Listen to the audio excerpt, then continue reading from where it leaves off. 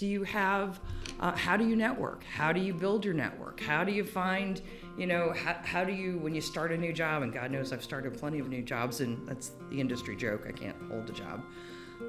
When you start a brand new job, every company's got its own culture. How do you navigate that? How do you find out about the unwritten rules? Because every company's got them. So, got 2 ears and 1 mouth. So you listen more than you talk.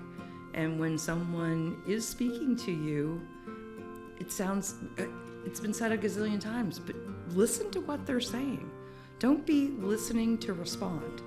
Be listening to learn and absorb, and then actually have a real conversation.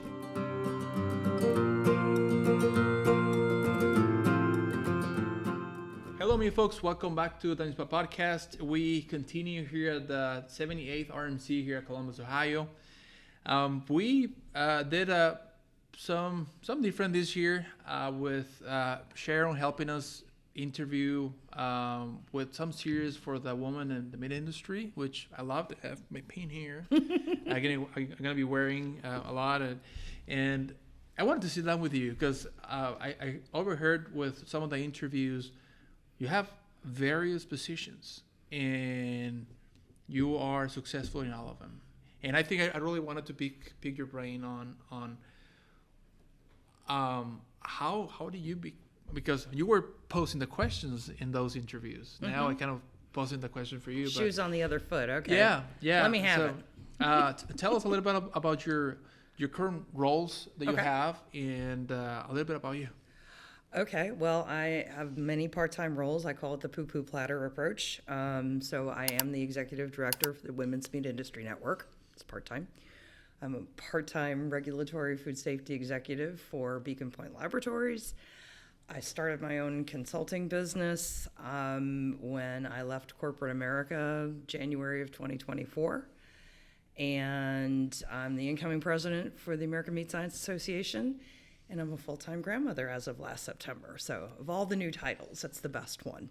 How do you do to do everything? Like how do you learn to multitask? Did you read a book? Was it something like advice or? I don't multitask well. So all of those are part-time roles.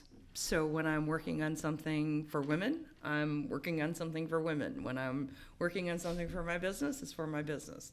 Full-time grandmother, always, but he unfortunately lives in Thunder Bay, Ontario, so I don't get to see him as often as I'd like to. But yeah, I truly don't think anyone can successfully multitask because you have to be all in. It's just like having a conversation. I was just, so I have another session that starts here in a few minutes, and it's with the college professors of what are some of the soft skills the students need to learn so that they're successful entering.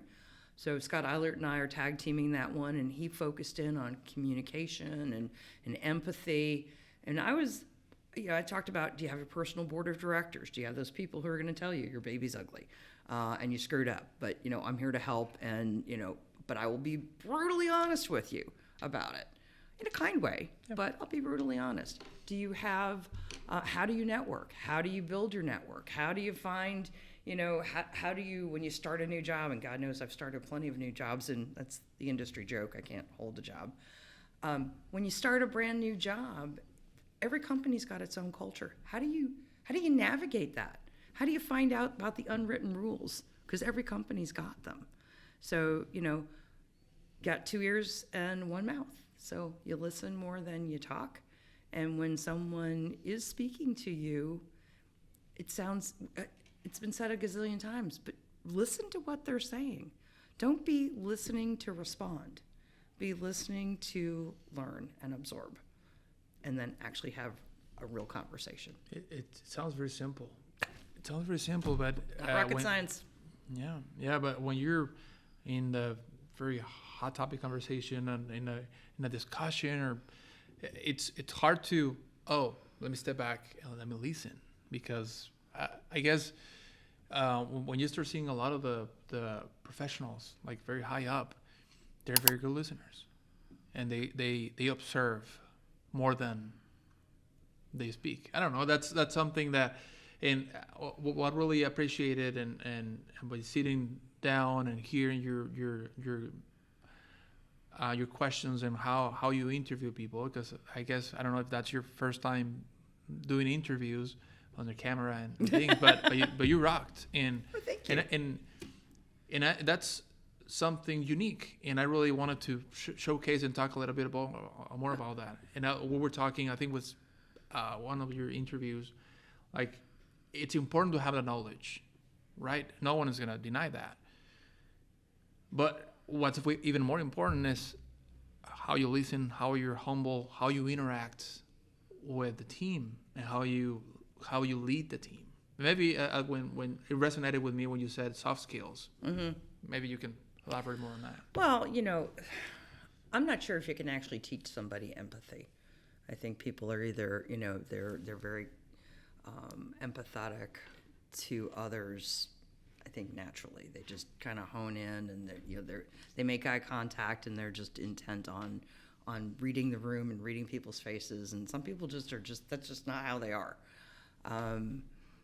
But the soft skills of, think about the golden rule: treat people like you want to be treated. Well, not everybody wants to be treated the way you are treated. So there's something called, I did an exercise with the students on Saturday, and I talked about situational leadership, because how you lead depends a lot about the person you're leading. Are they brand new in their role? Do they need a lot more hand-holding and coaching and, I hate to say, micromanagement, as opposed to somebody who's more mature, or somebody who's on the way up or the way down? I mean, you have to, as a leader, you have to modify your style a little bit to accommodate somebody in where they are in their journey. Just because you're the boss doesn't mean it's okay. You know what? You all adapt to me. And God knows I've worked for bosses like that. Sometimes the best boss to learn from is a really crappy one, because it's like, I'm not going to be that way. I'm going to do something different. So I guess that's just how I am.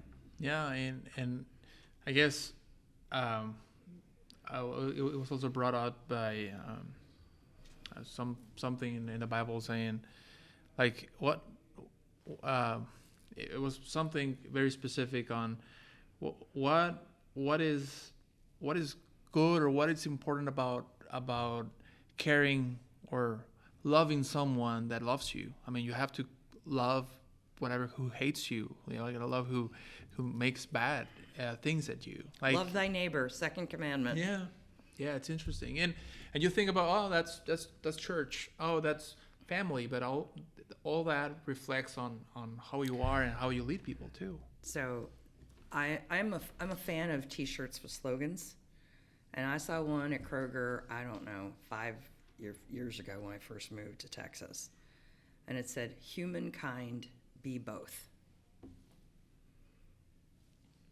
It's that simple, Don't be a jerk. You could be having a crappy day, but you have no idea what somebody else has gone through.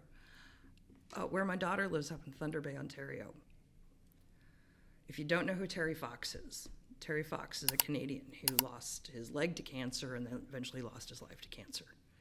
Terry ran 26 miles. He ran a marathon every day. He started in New Brunswick, and he got as far as one exit from where my daughter lives in Thunder Bay. And whenever I go to Thunder Bay, I visit Terry. I visit his memorial, because I think, I'm having just the worst day on the planet, and I look at what this guy accomplished on this crappy prosthetic leg that was like wood and straps and leather straps and not like these nice little carbon fiber things. Be kind. It really doesn't cost you anything. Yeah. Perfect. Well, thank you for sharing that with us. Appreciate your time, and we'll see you next RMC. Bye.